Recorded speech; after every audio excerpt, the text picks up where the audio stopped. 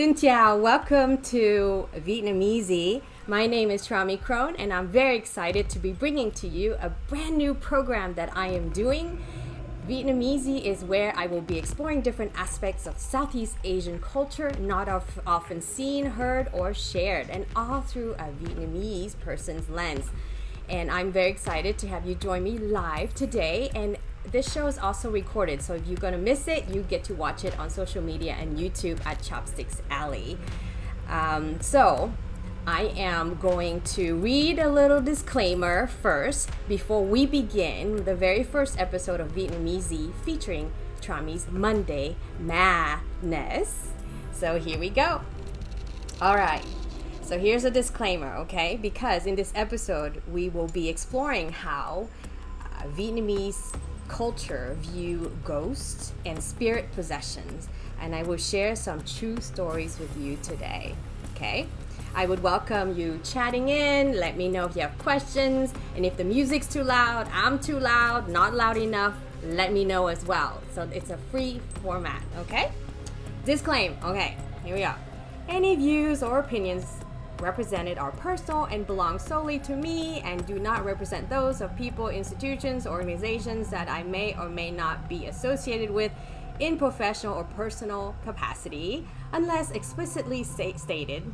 Any views or opinions are not intended to malign any religion, ethnic groups, club, organization, company, or individual. Also, this show may have graphics and contents not suitable for young viewers. So parents, please remove your kids or take your phone into the bathroom or closet. Okay, maybe not the closet. I have issues with closets before I go to bed at night.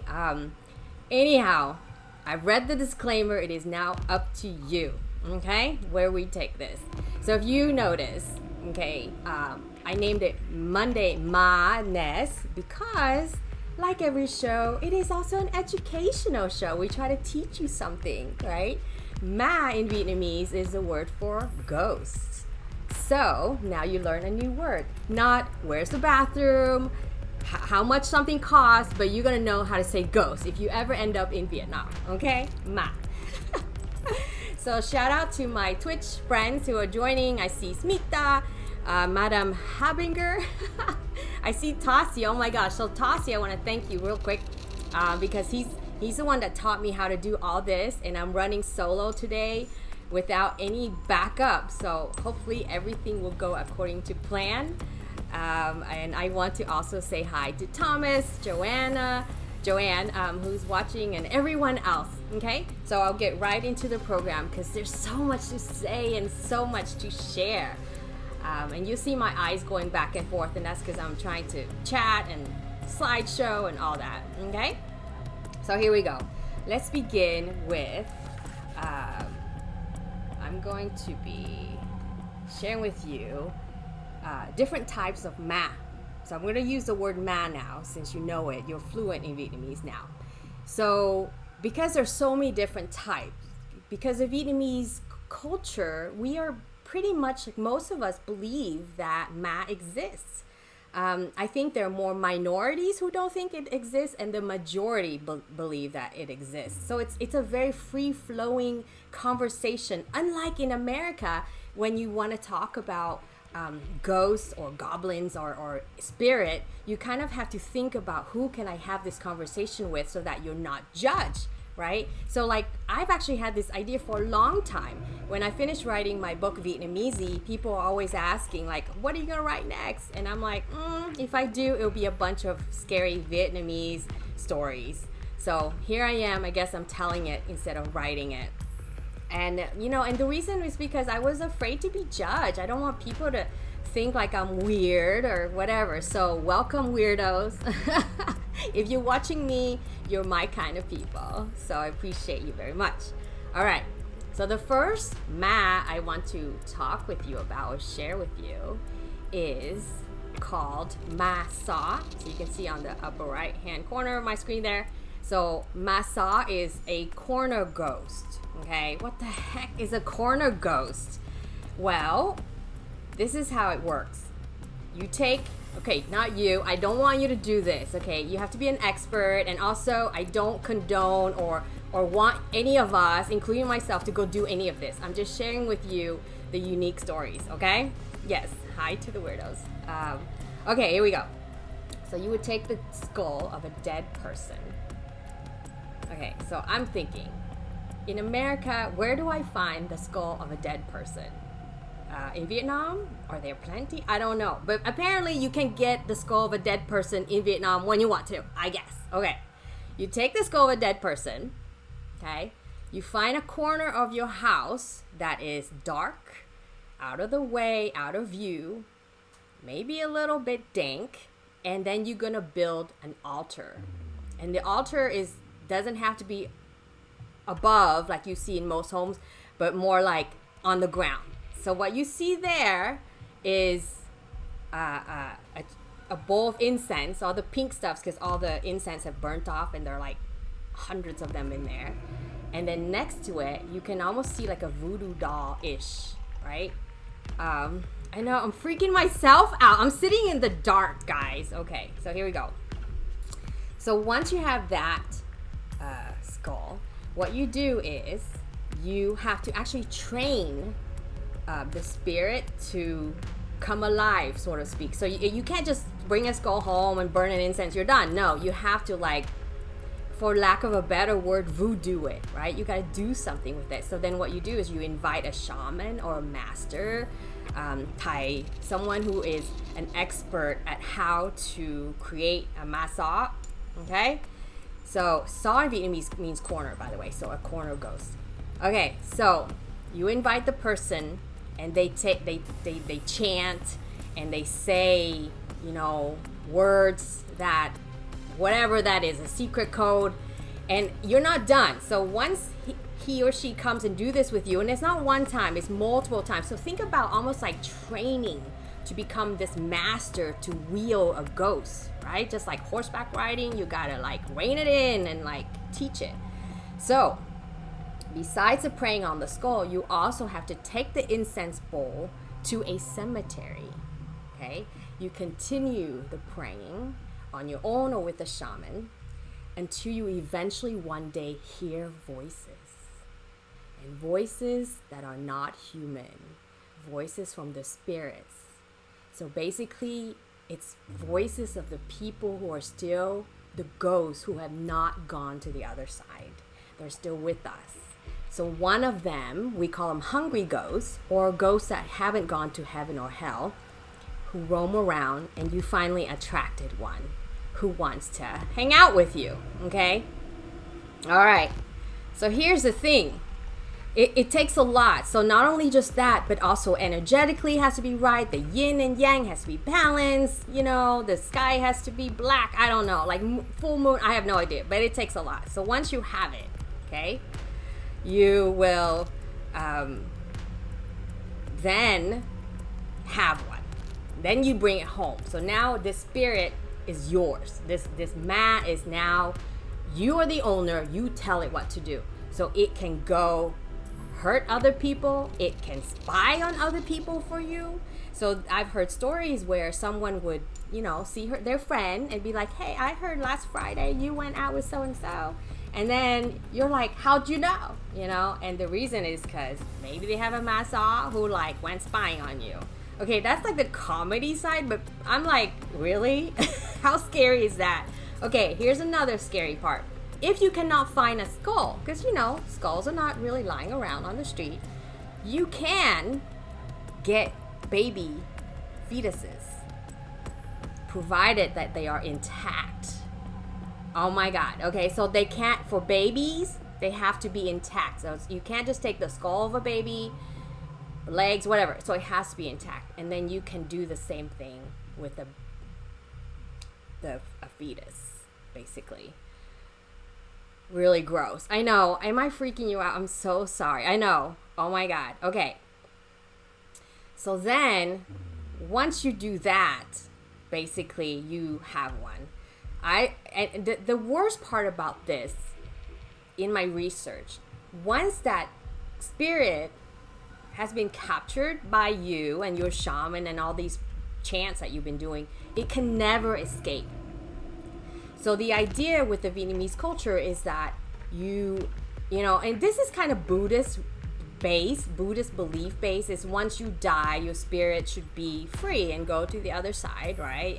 And be free. But when you do this, you also carry with yourself a karma of basically capturing a soul and keeping it with you and never allowing it to be free.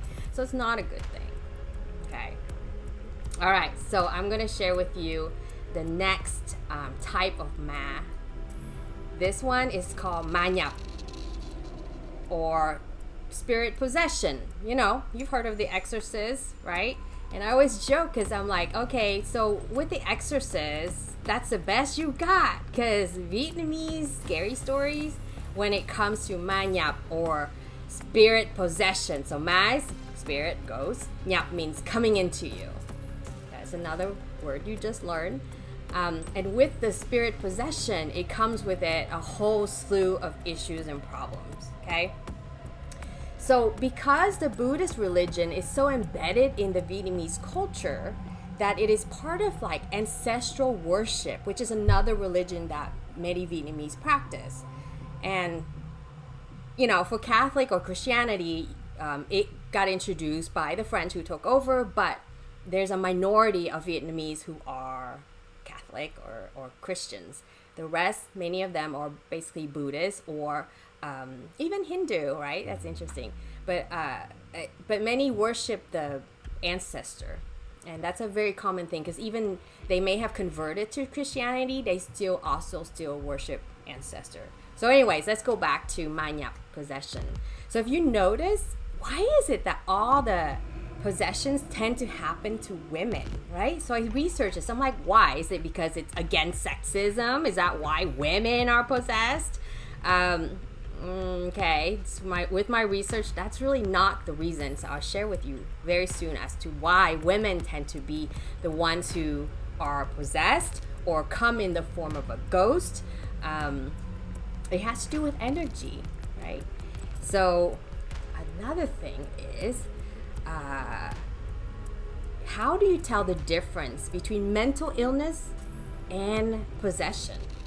So nowadays we have more modern medicine where we understand and acknowledge that there are mental illnesses like schizophrenia, or, you know, when you're talking to yourself and all this stuff. So, you know, back in the day before science, everyone's like, they're possessed. But, you know, there is mental illness as well. So how do you tell the difference? And how you can tell, I'll go over in a little bit. The thing is, the bottom line is this: the person cannot control their own thoughts or actions or self, their physical body. There's so many levels of possessions too. Sometimes it's just for a few minutes, like if somebody's doing a seance and they're able to pass a message on to, you know, if you go see somebody to find out something, or it can last for hours or days or for a long time, a lifetime, if you don't get it corrected. So there are many forms of possessions as well. In Buddhism, so now I'm going to bring in the religion, there are 6 realms of existence, right? There's humans and animals, there's gods, there's demigods, human and animals, then hungry ghosts, or like the spirits that don't quite fit anywhere, they're in between, and then hell. Okay, so there's 6 stages, and the stages that we have access to as human beings is us, human and animal. Okay, so the other realms, though we cannot readily access it, it doesn't mean that they don't exist. They exist. Okay, so I'm reading all your funny comments. Oh my god. All right, so let me focus, guys. Funny comments. Okay, so here we go. You can access human and animal, and just because you can't see the others, it doesn't mean they don't exist. All right, so when you think about it, it's like this. Let's say it's noon, and you decided you're gonna take a nap, you know, take a lunch break and sit under a huge tall tree in the forest with the wind and the breeze blowing. You're like so enjoying it and taking a nap after you have your huge lunch, you know, of banh mi or whatever. Okay, that's at noon. no problem. Now, let's fast forward the clock, make it midnight. Would you be as easily and readily, ready to go do the same thing, enjoy your late night snack under a tree in the forest with the wind blowing? I don't think so. Okay, so why is that? Because you feel something, you sense something. And why around midnight? Why does it, when it gets dark, you can feel it more? See, that's an acknowledgement from your intuition, acknowledging that there's this other realm that exists. That realm scares you. That realm makes you feel nervous. That realm makes you feel unsafe. Of course, there are axe murders in the forest and all that stuff too, right? That's the other reason. But let's face it, folks, like if we're sitting camping with a bunch of friends, why are we scared? We know we're safe in company, but we're still scared because there's something about darkness. There's something about being in that type of environment that makes you feel that other realm. Okay, you got me? Okay, so here's another aspect. Like, okay, they exist with us. Why can't we see them? Well, when you think about animals or us, right? So there are different planes that we exist. So here I am sitting in my chair. I think I am above ground, right? I'm above, and hell and all that is below me, right? That's my perspective as a human. And then, heavenly and God is above me. However, to, let's say, an earthworm who lives below ground, to the earthworm, he is above. He's not below. He is where his existence is above, and everything below him is below him, right? So it's all about perspective. So below and above and all that judgment that we humans created negates the existence of other realms, but other realms exist in their own plane, if you will. I don't know if I made any sense. I don't know. Google it, okay? I'm just telling you, this is from my research. And also a little bit of my personal belief, okay? All right, so why are women more susceptible? So if you look at this symbol, it's the yin and yang symbol, okay? Yin yang. And everyone's like, oh, yin yang. But what does that even mean, right? Notice how one's white and one's black. It's because women typically carry the yin energy. In Vietnamese, it's Yin energy is associated with darkness, with underground. Male energy is yang, above, lighter, okay? So that's you, okay? So that's the difference. And that is why women, being yin, they have more ability to connect with the underworld, with the other side, because energetically they are a little closer to the underside, or to that realm where the hungry ghosts exist, or the ghosts that don't have a home exist. So that way, I hope that this kind of scientifically explained to you, like, why are women more prone to possessions and things like that. So it's not because of some feministic thing. The only thing that I think about the whole feminism is, like, why are women always, like, wet? Like, why are these ghosts always wet? What's up with that? Okay, I'd like to understand. Anyways, that's another conversation. Okay, so, and the thing is this, when we think about energy, our words also carry energy. And what does that mean? I just put it in plain terms. It's like this. When you see someone and you pay them a compliment, it's just a word. You look nice today. You did a great job today. Those words carry with them a positive energy. And that's the energy that is related to everything we do, whether it be ghost energy, Trami energy, your energy.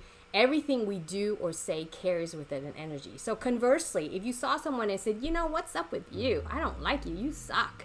If you did that, they don't feel good, right? They don't like, it's just a word, yet how come it carries with it so much meaning? It's because it's the energy you put towards it. So energy, yin, yang, all that goes together. Okay. So let's see. Here are things that you can do to avoid being possessed. This is important. I'm giving you really good tips here, you know? It's not like makeup tips. It's not cooking tips. It's how to not get possessed tips, okay? It's important, okay?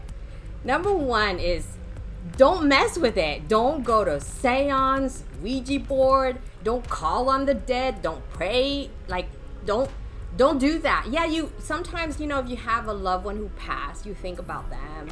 You every time you do that, you're putting energy towards them.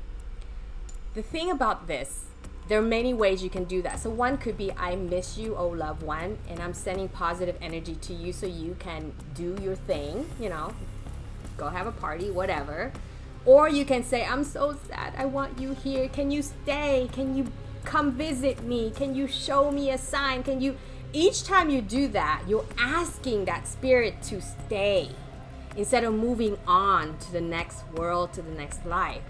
You're not doing that spirit any favors. Okay, you hear me? This is important, and because I am also guilty of that, right? So when I have someone who passed away and I love them, I didn't know this. I only learned this through the research that I did, and also through rationally after the research. I'm like, God, it's so right. You know, it is so right. So if you think about them, it's okay. Just say, you know, I appreciate you, I miss you, and I want you to be on the other side and just enjoying your best life, whatever you do up there, you know, because you're sending positive energy to them so that they can go on their journey. Okay? So, don't play with the Ouija board.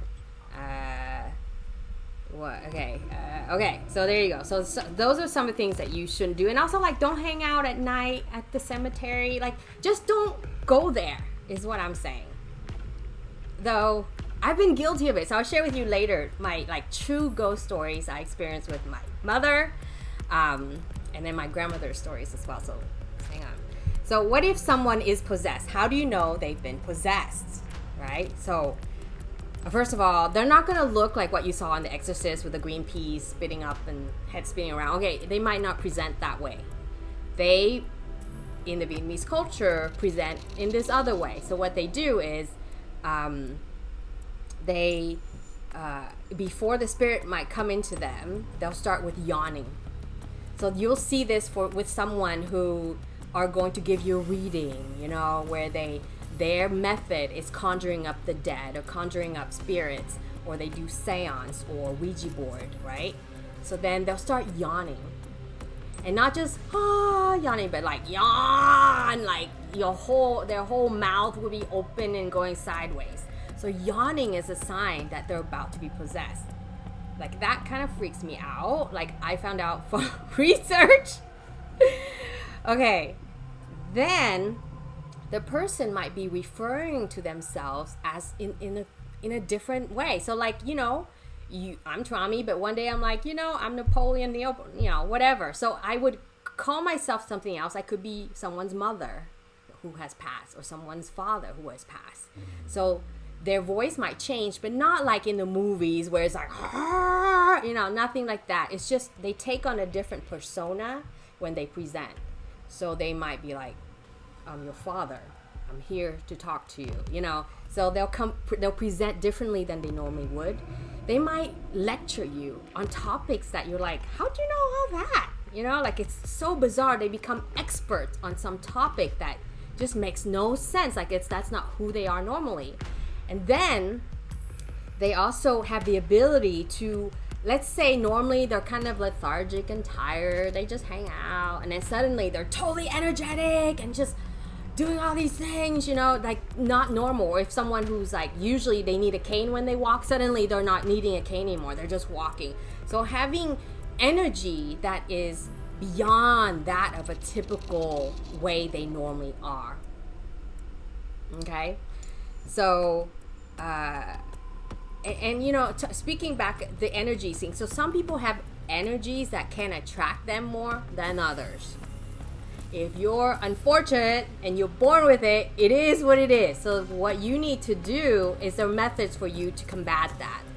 And you know, and that's what I'm going to help you with that information today. So first is avoidance, right? Don't go there. Don't go get readings, all that. Somebody says, if you get possessed, be sure to get a receipt. Funny. Okay, so how do we help them? Okay, penitent. Okay, so sám hối. I had to like Google a lot of these words because I'm like, what the Google Translate? So sám hối is the act of letting go of a bird, letting go of fish, eating vegetarian food, so just doing things are less sinful, if you will, or that carries positive karma, right? So that's one way for you to avoid being possessed if you tend to be the kind of person that tend to get possessed or closer to that yin energy. You can also do breath work. And that's what I found this very interesting. So in yoga, you know how there's breath work? And what I learned was the most magical phrase ever. It's this. Because when you think about breath, if you're no longer breathing, you're dead, right? So what is breathing? Breathing is godliness. Isn't that great? So godliness is in your breath. So if you focus on breath, you're focusing on godliness, positivity. It's your most precious gift. Think on that. Okay? So when you calm your mind, you refocus on who you are, you go deep inside. Basically, you own you. It's harder for outside energies to attack you. So when you think about this, you can actually carry the same philosophy with people who are in real life. So not just dead people, but also with people who are your coworkers, or your friends, family, whatever it is. Know who you are, meditate, breathe, concentrate on you, and that's how you can have people not infiltrate you when you are the owner of your ship, if you will, right? Is that why people are refusing to wear a mask? Yeah, well, right? Because somebody said like, God will punish you if you wear a mask. So there's those quotes. But I'm just saying, this is through normal time. COVID's different. COVID's like gonna kill you through breath because you won't be breathing anymore. Okay, I'm just saying, wear a mask, please, people, when you're in public. Okay, so, oh my gosh. So here's something that the Vietnamese do around certain times of the year, but also frequently, is they would put out food and drinks and snacks and different things outside. So never inside, you put it outside for hungry ghosts. So when you think about hungry ghosts, they're just people who are not being acknowledged, not being loved, really, when you think about it, right? So if you've seen that movie, what is it, that Disney movie? So cute with the, the Mexican culture, when you have to have the altar and people have to remember you, so you can say like, yes, Coco, thank you, Smita. So Coco, right? It's like that. So the Vietnamese people, you see frequently when you go to Vietnam, that outside in their front lawn or whatever, they'll set up a table and they'll burn incense, and there's all kinds of food there. You're not to eat it, okay? I'm telling you, you're not supposed to eat that because it's meant for the hungry ghosts. And in my family, we're not even to eat that food at all. And other families, after they're done burning the incense, they can bring it in and eat it. But in my family, we don't eat it at all because we consider it dirty, if you will, like tainted, right? Tainted food. All right. So there's, and also praying. So praying for the dead. So this is the other lovely thing that I like. So when in the Vietnamese culture, when someone passes, you spend about 100 days praying for them daily, and not just you, but you would involve the, Buddhist monks, friends. You gather at every certain interval, like 49 days. There are all these different intervals. And when you do that, you come together and you pray for them. You say these chants, from the Buddhist ceremony, like the books, or you can even just put positive energy to it. And the idea for that is so that you can help send them to the other side with positive energy. It will be quicker for them. So if someone dies and nobody prays for them, and they lived a good life, they'll move on, but it'll take longer. Versus hundreds of people praying for them and sending them positive energy, like go to the light, go to the other side. It's like having, people rooting for you. Okay, so it's important to do that, especially for the first 100 days. And if you look at the Jewish culture, I think they have something very similar in what they do. So I find some commonalities between all these, across religion that do a lot of the same thing. Next time, I'm going to share with you what my friend Jessica Savage shared with me about how these Singaporeans, what they do with their dead. Oh my God, it's going to freak you out even worse than today. So wait for next Monday for Trami's Monday Madness. Okay, here we go. So let's see what else. So those are the ways that you can avoid a spirit that recently passed to come into you. Okay, even your own family member, when they recently passed, they're roaming the earth. They're like around. You don't want them to come into you, so pray. Okay, say positive things. Okay, and then just do good things, good karma. That's always a good thing. All right, and then my most important tip is please avoid. Okay, don't conjure up the dead spirits. Whatever, just don't. So now I'm going to share with you my personal story of conjuring up the dead. Okay, prior to my research, I didn't know. I loved it. It was fun, I do it with my mom. So my mom's from Utah. Okay, she doesn't speak English that well, but she loves coming to San Jose, and she loves these readings and all this. So then she's like in Utah, and I don't know. She gets San Jose newspaper and magazines. So she looked up this lady who does the Ouija board, who's a Vietnamese lady, right? So she comes visit, and she's like, Tommy, let's go check them out. So I went about 15 years ago. I'm like, Ouija board? I've never done that. That should be kind of interesting. All right, let's go. Okay. So before I get into the story, let me see here.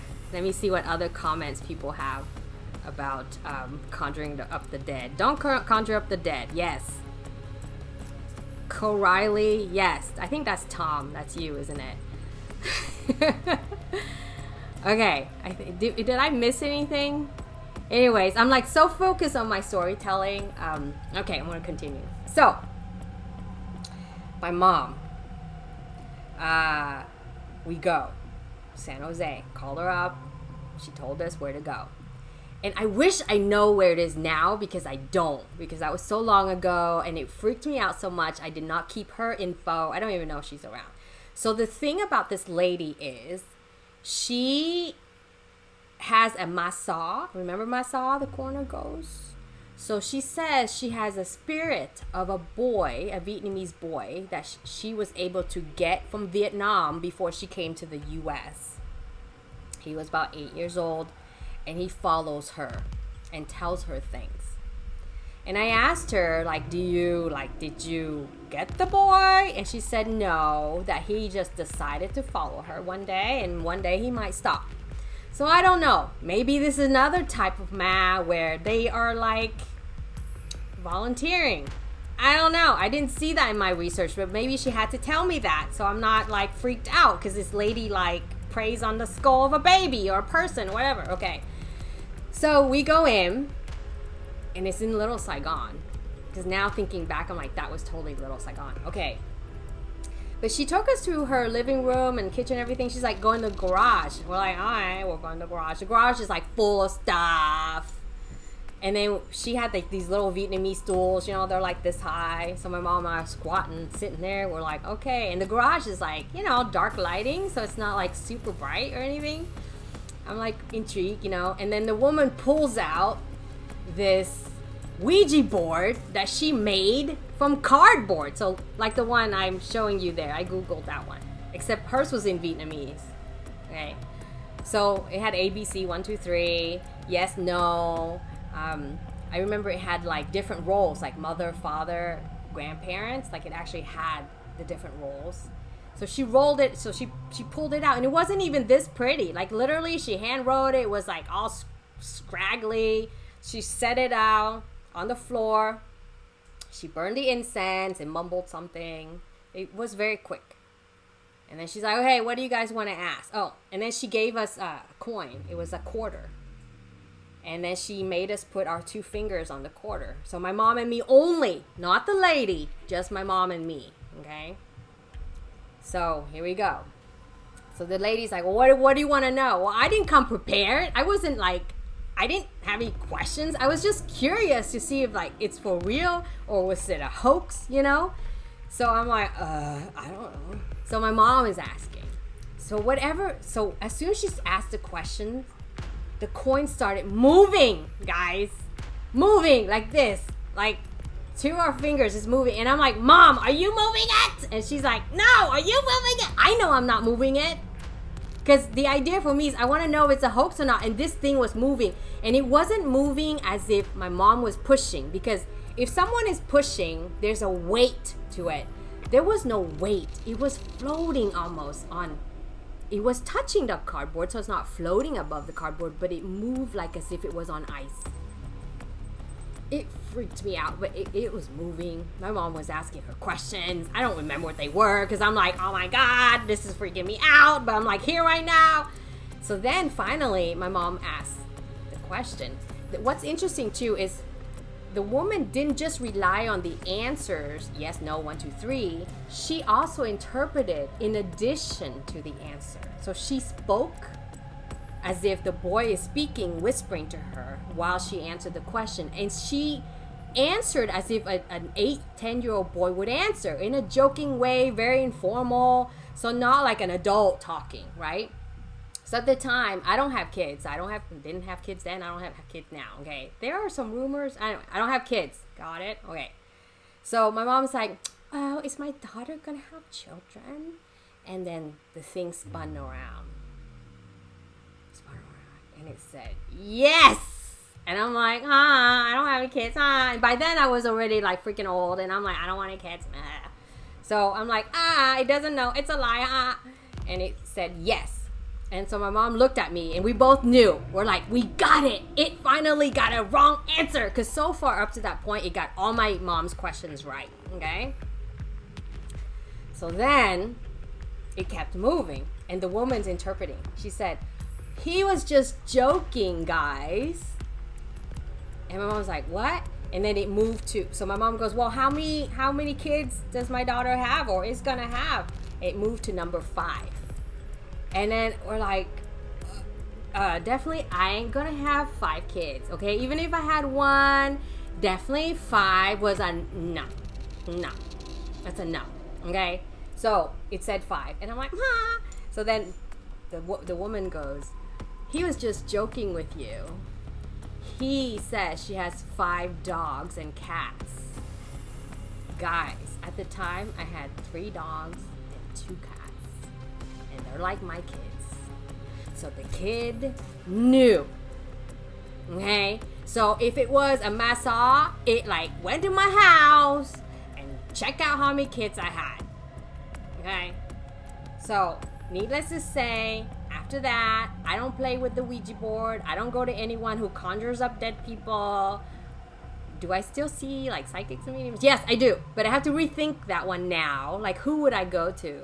Because there are definitely some legit ones where they just think positive things, and I don't know. I'm still reevaluating this because I've been doing this research just recently, and I'm like, my mind's blown. So I'm a little bit like, Okay. So my second story, right? So that's a story about Ma Sai. The second story I have is about Ma-dness, so the possession. This was told to me by my grandmother when I was a younger kid. I wish she never told me because it kind of stuck forever. And I know my grandma wouldn't lie to me because why would you lie to your kid? Like it's not like it's some fun fact. It's like some freaking scary thing that happened in your family. Okay, so she said it was when she lived in Hanoi before 1954. So my mom's side of the family migrated from Hanoi down to Saigon. And she was living with all her siblings, but she has an oldest sister, and her older sister has a daughter. That's the only child that, young person that they have in the house is her oldest sister's daughter, who at the time was about 5 years old.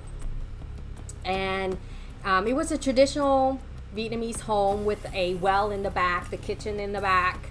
And they literally had a well, right? Because it's like in the countryside. So the daughter, the young girl, whom let's name her Coco. Coco was playing outside, and like she always does, jumping around like kids do. Well, that one evening when her mom went out to call her in for dinner, she's like, Coco, come for dinner, darling. Okay, no. Okay, Vietnamese people would like, bring your ass in here and eat, okay? There's no, oh, honey. Okay, there's none of that. So she's like, come eat. And the kid just looked at her, and she said, you're not my mother. And so her mom was like, what? What the, basically, what are you talking about? Just come on in. How dare do you talk to me like that? She's like, you're not my mother. So this 5-year-old spoke in the language, the vocabulary of a grown-up. So finally she shoved her into the house. So she got in the house, but she did not want to sit at the table, didn't want to be with anyone. She just sat in the corner of the room. She found a corner and just sat in the corner of the room and stared at everyone. And she, put both of her knees up like this, and she just stared at everyone. And she started to say things like, I know you, to each of the siblings. I know you. You're always messing around, you bother me so much. And so the mom's like, what the hell is going on? But because you know how we believe in possessions, the family kind of like, oh shit, we gotta do something. So this went on like all night. The girl just sat in the corner. It won't eat anything. And the only thing that it was willing to eat was milk. So the mom would give the little girl Coco milk, and Coco would drink milk. That's it. And she would have this full-on adult conversation. She says, I really like Coco. Coco is a sweet girl, but I told her to stop playing around today. She was like stomping on my head all day. I told her to stop. She won't. And that's why I'm in her right now, to teach her a lesson and also to talk to you people. And it was talking in this kind of language.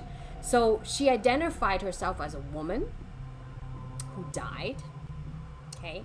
So the next day, the elders went and they had to go and invite a shaman, a master, to come and help perform an exorcist, basically. And this is very common in Vietnam. You can da one up, Google da one up, exorcist, So it's not like in America, I'm like, I have no idea where to go if I need an exorcism. I don't know. Anyway, so in Vietnam, you can just da one up, okay? So the person came and burned the incense, did their thing. They wrapped the little girl up and started to, not hit it, but they wrapped her up in a bamboo mat. While she's inside there, they would pat it and do this whole ritual. So, and then they would unravel the girl and she would come out. It takes days to do this. So it's not a one-time thing. It's just like in The Exorcism, the movie. It's not a one-time shot. Like, hey, get out, and they just get out, right? It's not like a free ticket. Yeah. So it took days of this, of the monk talking to the ghost, asking it, what do you want from the family? And she says, I died here, and my body's buried next to the well. And the people keep stomping on my body.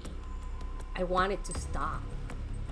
So when the monk figured out what the ghost wanted, the Ma wanted, finally he said, okay, we will exhume your body and we bury you. Can you now please leave the little girl Coco's body? You said you love her. Let her be free so she can have a life. Will you do that, please? So finally the Ma agreed, and that night the baby, Coco went to bed. The next day she seemed okay, but it took months for her to be okay again, fully okay.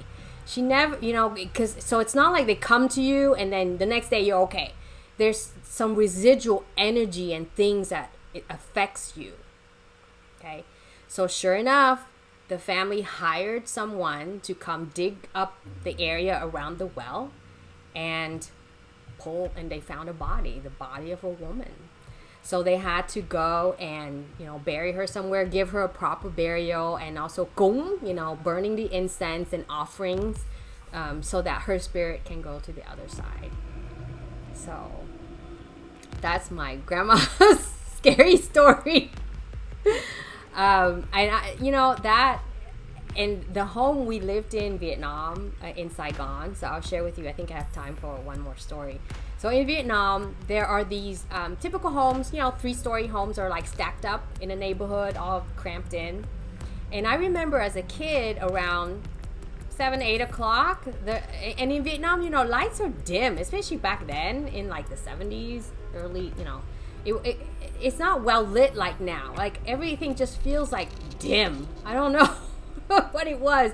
And there were many nights too that you had no electricity because it was not that developed, and when the communists took over, things would fall apart, and I didn't know how to fix it. I don't know, but once a week or every so often, you'd have a night where there's no electricity. So around 7, 8 o'clock at night, they're always like, "Oh, go to bed, kids." So the bottom floor is like the living room and all this. Second floor is the bedroom, and then the third floor is a bedroom, and there are 2 bathrooms, so a bathroom on each floor. And the stairs are super steep like this, always. So I remember my brother and I, every time we were sent to bed, we're like, run! And we just like run really quick up the steps because there's something about the stairs that freaks us out.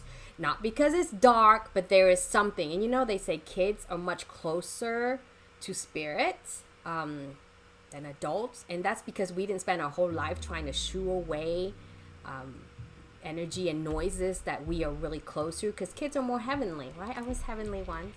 Okay. Anyways, so I remember having a very, very vivid dream, many nights, so not just one night, where I need to go to the bathroom. And when I go into that bathroom, and when I open the door, and the bathroom is really just like a closet with a toilet, right? Like the French, because we build things the way the French do. And there's no sink in there. You don't wash your hands after, I don't know. Anyways, there's no sink. So I remember in my dream, I would open the door. There would be an old lady crouching in the corner, staring out at me. And she's super wrinkly, and she has a head wrap like the way northern Vietnamese women wrap. It's just like a scarf that they tie like right here. And she would stare at me, and I would have these dreams over and over until we moved out of that house. But as an adult, when I talked to my family about that house, this is what they told me, because they didn't want us to be scared, so they didn't say anything. So one night, my entire family was on the bottom floor hanging out, all together. My grandfather decided to go up to his bedroom, which is on the second floor. And when he was upstairs in the hallway, he saw the shadow of a woman, a young woman, walking into my aunt's bedroom, which is a bedroom that we all the women share, and also the young kids share. So I slept in that room too. He went into the room, and my grandfather was like, must be my youngest aunt, because she looked like that the most. She had the long hair, she's skinny. So my grandfather's like, what's she doing up here? I just saw her downstairs. Anyway, so he went to his bed, and he's like, that's kind of weird. I better go check. So he ran downstairs. He's like, hey, youngest daughter, were you upstairs just a minute ago? And she was like, no, I've been here the whole time. Okay, so that's one of the things. But what the stairs? So in Vietnam, many homes are built on cemeteries, and the reason because we ran out of room, right? We ran out of room to build, and so many cemeteries have been exhumed. The body is exhumed and put elsewhere. Sometimes they miss a body, intentionally or unintentionally, cutting corners, cutting costs, right? Cutting costs, leaving these dead bodies. And so when that home was built, there was a man when he was building the stairs, he broke his leg. And when the family asked, like, how'd you fall? He's like, I don't know. I was climbing on a ladder and suddenly I fell and broke my leg. Right? And so when that happened, the family, kind of did, because I guess we really believe in rituals and things like that. So they bought a monk out. They're like, hey, can you make sure the home is good and all that? And so the monk was able to feel spirits, feel someone who says, there's a body underneath the stairs. And so they did dig further. They dug further in order to find, sure enough, a body under the stairs. And though by the time our family home was built, they did already remove the body without me ever recall anything, because they never told me anything. Or I wasn't born yet. I don't know. But as kids, we felt something where the stairs were. How do you explain that? Okay. All right. So there it is. My 3 stories for you for the night. And I'm going to check all of your chat now to see. Let's see. Smita says, in Indian culture, the spirit stays around for 13 days, detaching from all the loved ones. 13 days. Very interesting. Wow. So on Facebook, I have all these different things. Let's see. Scott McIntyre, the Balinese do this big time with trees, rocks that are felt to have spirit residing in them. Yeah, trees, rocks, definitely we believe the same thing. When you walk around, those willow trees that Americans love so much because they're so pretty, like in the South at plantations, those carry with them so many spirits. That's what the saying goes in Vietnam. Any kind of willowy trees, big trees, lots of spirit in them. And that's why when we go anywhere, if you think back on your life, if you go anywhere and you see big trees, do you kind of feel uncomfortable? Maybe not. Maybe you love it. If you love it, maybe you're more yin energy. I don't know. Right? So, be respectful. Scott McIntyre also says, be respectful of hungry ghosts or lower beings. Because, yes, you cannot make jokes. You cannot make jokes about ghosts. And because they might follow you home. Because he said he did that at a little Saigon monastery, and one followed him home. So a tip that I have for you, interestingly, that you brought that up, is this. See this image? My grandmother, every time she goes to a funeral, when she comes home, she burns whatever it is, and she would jump over it, over the fire. So this process of jumping over the fire also helps any spirit that follow you home to be able to continue to follow you. I don't know why. So what this woman is doing is she's burning paper money and different things for the dead, because in our belief system is once you die, it's not the end. You just continue on to this other life, which is amazing and wonderful, right? So part of me really appreciate that about my culture, that death is not on the one hand, it makes it really scary, like scares the shit out of you. And then on the other hand, it's like, it's okay. Our ancestors are like great, and they're blessing us. It's all good. So anyways, I've only been to kind of one funeral because I kind of had to, because my aunt's husband died. But other than that, I don't really go to funerals for some reason. It's just not something I prefer. I want to do. And maybe luckily I haven't had to go yet. Funerals kind of freak me out. What can I say? Anyway, so let's see what else. Yeah, so Terrence is like, do not play with the Ouija board. I hear you. Oh my God. So Scott also says there are many levels of Theravada, I imagine means existence. And yes, there are many. Okay. I was explaining the realms in my research. I'm not a Buddhist expert. Okay. Anyways, let's see what else. The psychic. Can I share my psychic info? 1-900-825. No, I'm just kidding. I don't do readings, guys. I think as a person, I'm actually more of a yang person. So my birth year, birthday time, all that stuff is actually yang energy. So I'm a female with a lot of masculine energy. So I don't see dead people. Do I feel something? Sure. I feel things. Do I dream things? Sure.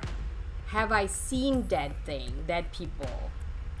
No. Have I imagined I've seen things? Probably. Do I sleep with my closet closed? Yes. Do I like a lot of scary stories and hear a lot of scary stories and movies? Yes. And maybe it's because I'm just curious. And maybe because my culture kind of romanticize it a little bit or make it very comfortable for us to talk about it. That it's not like we're not freaks if we talk about it, right? So maybe that's why. I don't know. Anyways, wow, it's 8:59. We've come to a close. I really appreciate you guys joining me today. So next Monday, Trami's Monday, Ma-dness, I'm gonna be sharing some more scary stories and maybe bringing in guests who can tell us more scary stories and maybe even psychics. I don't know. Anyways, I really want to thank you for supporting my first show today, my first VietnamEazy show, where we talk about things that I like, that you freaks who follow me, who are joining me today also like. So I also welcome your emails and messages to let me know what you want to talk about, if you have interesting guests as well. My email is VietnamEazy, EAZY, @gmail.com. And I look forward to sharing with you a lot more stories. So check out my website, VietnamEazy.com. And also email. And then, of course, thank you, Chopsticks Alley, for hosting this platform for me today. So join me next time, okay? Xin chào!